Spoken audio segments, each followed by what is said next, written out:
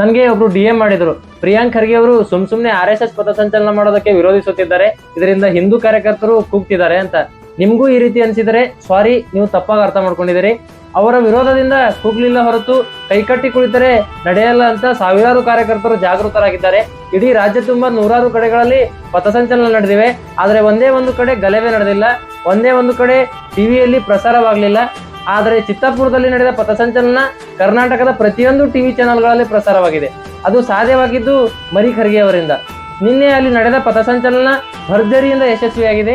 ಅಲ್ಲಿಂದ ಬಂದ ಜೈ ಶ್ರೀರಾಮ್ ಘೋಷಣೆಗಳು ವಿರೋಧಿಗಳಿಗೆ ನಡುಕ ಹುಟ್ಟಿಸಿದೆ. ಇದಿಷ್ಟು ವಿರೋಧಗಳ ನಡುವೆ ಅಲ್ಲಿಂದ ಕೇಳಿ ಬಂದ ಘೋಷಣೆಗಳು ಭಾರತ ಮಾತೆಗೆ ಜಯವಾಗಲಿ ಎಂದು. ಅಲ್ಲಿ ಒಬ್ಬನೇ ಒಬ್ಬ ಪ್ರಿಯಾಂಕ್ ಖರ್ಗೆಗೆ ಧಿಕ್ಕಾರವಾಗಲಿ ಅಂತ ಎಲ್ಲೂ ಹೇಳಿಲ್ಲ. ಸಂಘ ಸೇವೆ ಮಾಡೋದು ದೇಶಕ್ಕಾಗಿ ಹೊರತು ಇವರ ತರ ಹೊರದೇಶದಿಂದ ಬಂದವರಿಗೆ ಅಧಿಕಾರ ಕೊಡಿಸೋದಕ್ಕಲ್ಲ. ಅದಕ್ಕೆ ಅವಾಗವಾಗ ಸಂಘದ ಪ್ರಮುಖರು ಒಂದು ಮಾತು ಹೇಳ್ತಿರ್ತಾರೆ, ಸಂಘವನ್ನ ಅರ್ಥ ಮಾಡ್ಕೊಳ್ಳಲು ಶಾಖೆಗೆ ಬನ್ನಿ, ರಾಜಕೀಯದಿಂದ ನೋಡಿದರೆ ನಿಮಗೆ ಅರ್ಥ ಆಗಲ್ಲ ಅಂತ. ಜೈ RSS.